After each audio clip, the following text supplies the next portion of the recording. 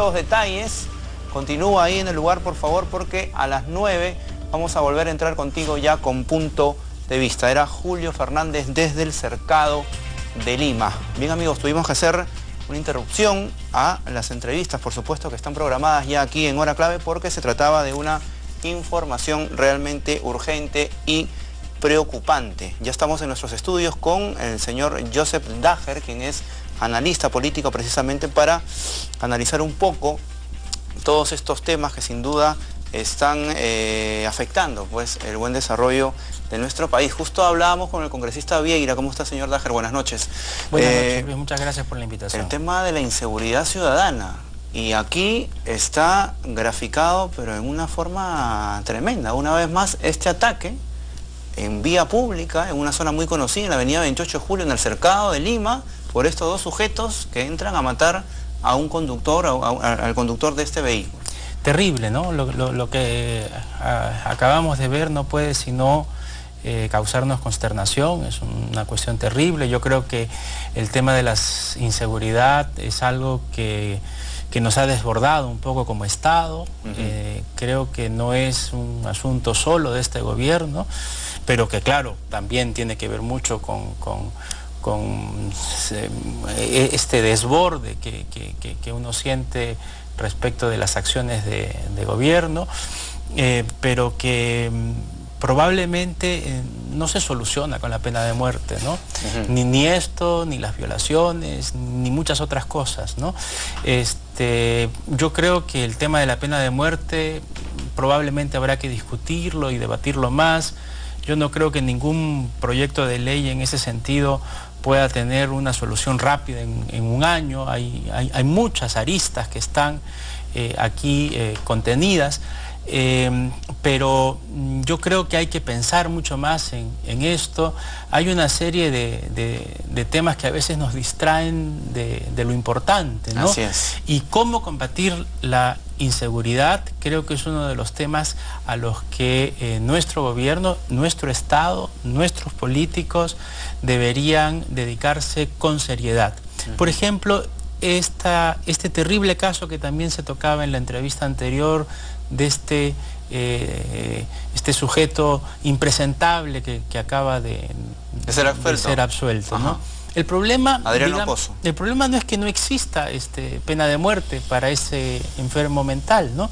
Porque ¿quién aplicaría la pena de muerte? La aplicaría el Poder Judicial, que es quien ha absuelto, ¿no? El problema no es que no haya pena de muerte.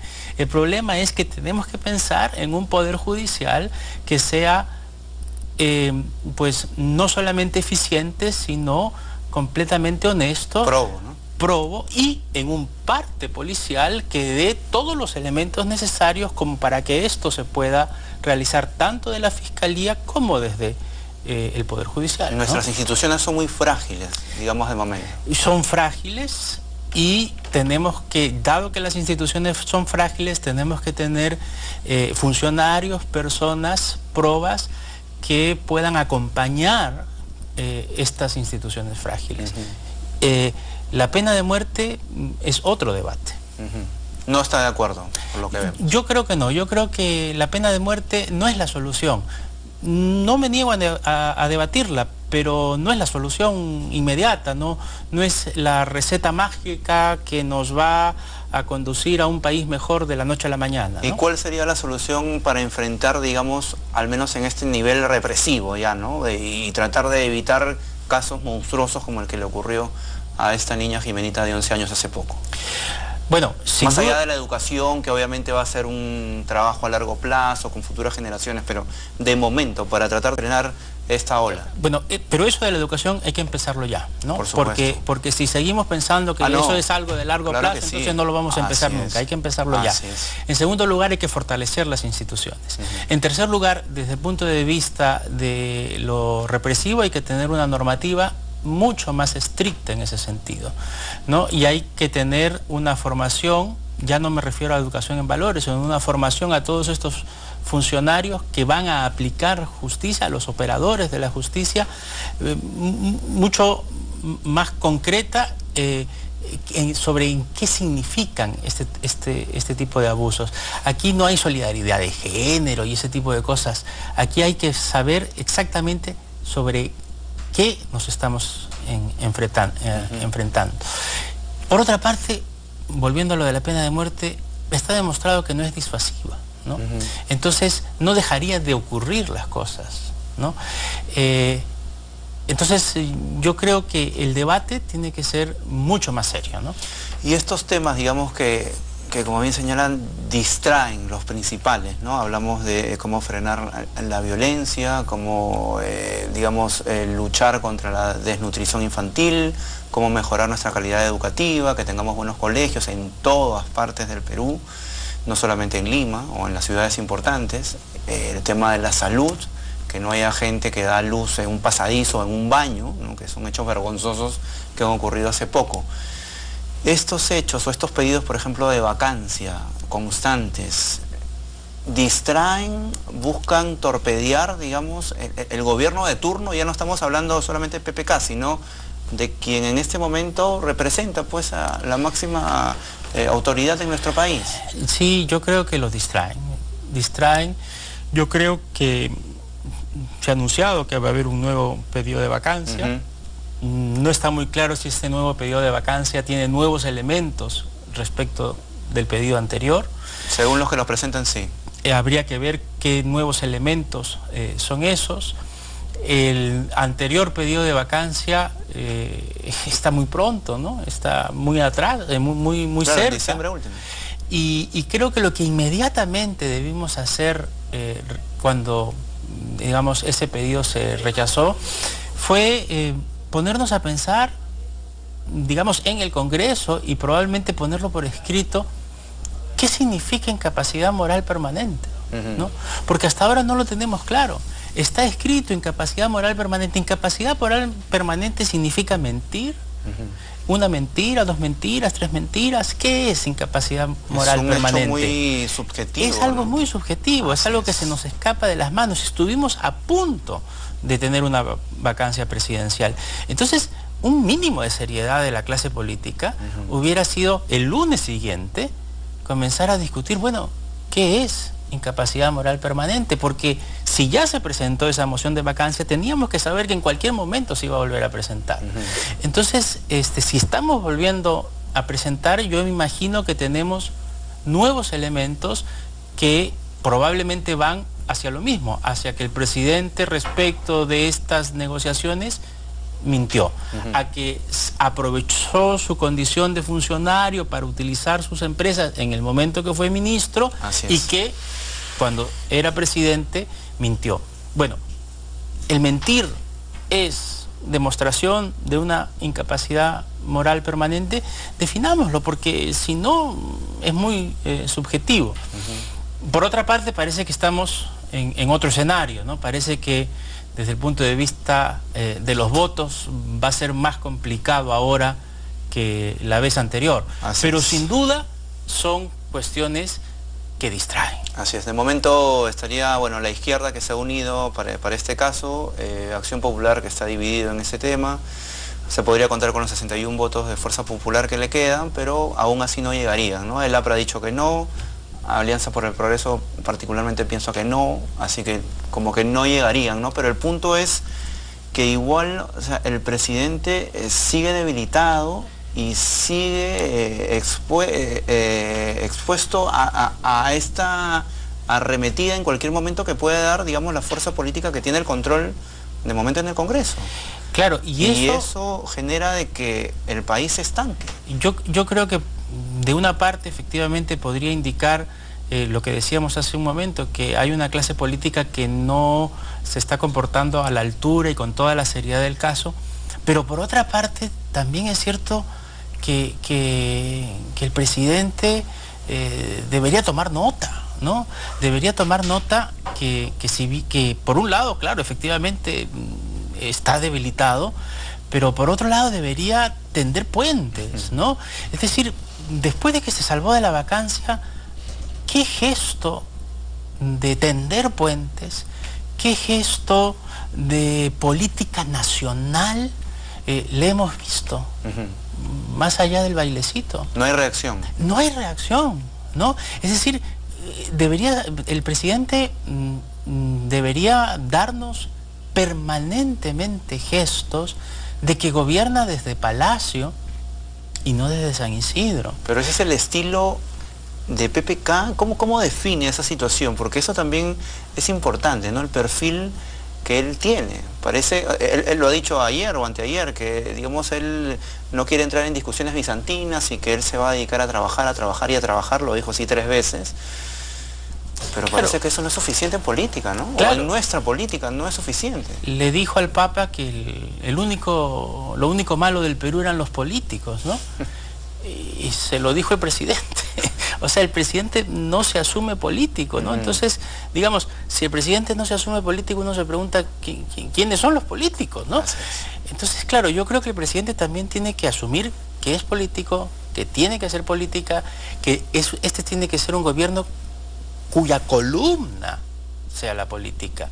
Por supuesto que la operatividad la puede dar la tecnocracia, los técnicos, en ese lenguaje en el que él se siente muy cómodo, pero estos gestos y estos mensajes, que es lo que le va a permitir tener un gobierno, digamos, de mayor alcance nacional, son cosas que están en su cancha, son cosas que tiene que hacer. Es decir, él tiene que tratar de demostrarnos una columna, una espina dorsal. Es decir, no puede ser que hace unos meses el ministro de Trabajo diga que el sueldo mínimo para nuestro nivel estaba muy bien y que ahora en un tuit del presidente diga que lo va a subir. ¿Qué tiene en común, por ejemplo, el ex ministro de Defensa y este ministro de Defensa? O sea, digamos, para que el gobierno se consolide, sea mucho más fuerte y estos pedidos de vacancia no causen mayores problemas, tiene que demostrar una espina dorsal, una columna. Y para eso el presidente, la presidenta del Consejo de Ministros tienen que dar gestos mucho más importantes que prohibirle la entrada a Maduro, ¿no? Precisamente sobre lo que habla una crítica hace poco de Juan Cheput, que señalaba que no hay manejo político desde el mismo gabinete. O sea, los mismos representantes del Ejecutivo, los que trabajan a diario con el presidente de la República, no cuentan con esa capacidad. Si no lo tiene PPK, lo debe tener el primer ministro. Lo tiene Mercedes Arauz, lo tiene Martín Vizcarra. Bueno, Vizcarra está en la Embajada de Canadá, pero alguien tiene que asumir ahí. Que Cheput, que digamos es un político, que tiene un buen manejo político, pero que no, aparentemente no está muy bien considerado dentro de su mismo agrupación. Que es un análisis político con el cual, digamos, no siempre estoy de acuerdo, pero que me parece que es un análisis que hay que tomar en cuenta.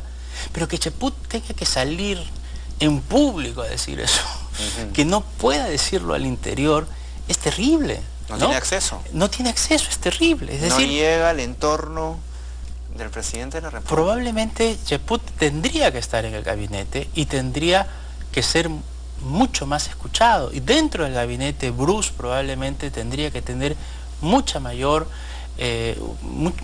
más escuchado y una palabra mucho más fuerte, ¿no? Es decir, tendríamos lo que siempre hemos dicho, ¿no? Tendría que ser un gabinete que haga más política, que ejerza más política, que dé más mensajes, porque es un gobierno que no tiene mayoría en el Congreso, que no tiene aceptación popular grande, que no tiene muchas obras que mostrar, que no ha destrabado mucho la economía.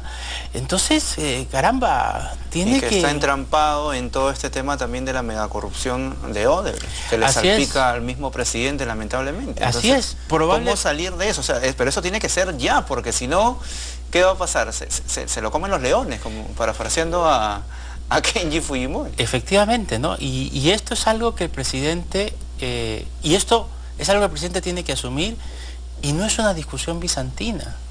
Y no es una discusión bizantina. Es importantísimo. Así es. Es de inmediato. Así es. Bueno, el panorama como que no pinta bien.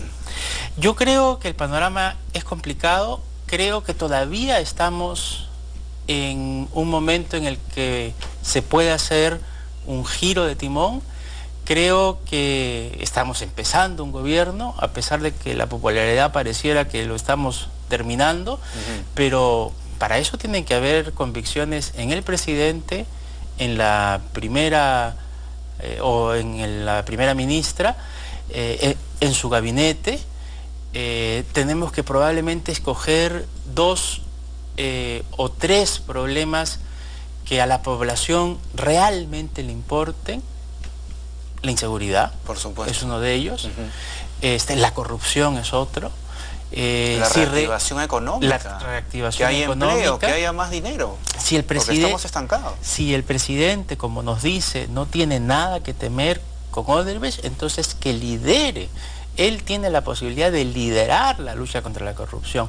Nosotros venimos, o hemos tenido, mejor dicho, una experiencia formidable con Valentín Paniagua después del Fujimorato, que lideró esa lucha contra la corrupción. El presidente tiene la oportunidad de hacer algo parecido, similar, y no lo está haciendo. Está perdiendo esa oportunidad, está perdiendo la oportunidad de hacer reformas, pero no reformas pensadas en la tribuna, reformas de verdad pensadas en la inseguridad ciudadana.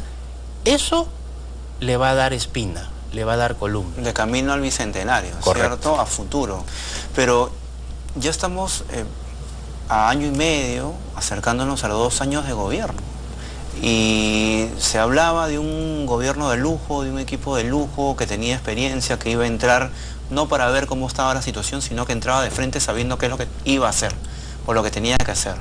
Le viene el tema del fenómeno del niño, bueno, el tema de Odebrecht, la megacorrupción, en fin. Pero a fin de año le cae este tema de la vacancia presidencial, se genera tremendo problema con el indulto a Fujimori, ahora de nuevo vuelve este tema o este nuevo intento de vacancia presidencial y seguimos en lo mismo. Y no avanzamos, y no nos preocupamos de los temas de fondo. Es verdad que el presidente y el gobierno al inicio tuvo mala suerte, ¿no? Tuvo un par de cuestiones que fueron muy difíciles de afrontar, que nadie se las esperaba, como el fenómeno del niño o toda esta cuestión de Odebrecht. Y tuvo una oposición por parte de Fuerza Popular realmente muy poco constructiva, ¿no? Fue una oposición muy poco constructiva, yo diría casi revanchista, ¿no? Parecía una posición que no asumía la derrota. Keiko, hasta donde sabemos, nunca fue a saludar al presidente, nunca lo llamó por teléfono, nunca tuvo esa grandeza, ¿no? No tuvo esa grandeza. Que deja mucho también. Y la grandeza se demuestra en la victoria y en las derrotas, ¿no? Y pareciera que este sentimiento lo contagió a la bancada parlamentaria y tuvo una oposición que creo que con el tiempo también fue cambiando, pero digamos, esa oposición tuvo su peor momento en el pedido de vacancia presidencial. Y ahí el presidente,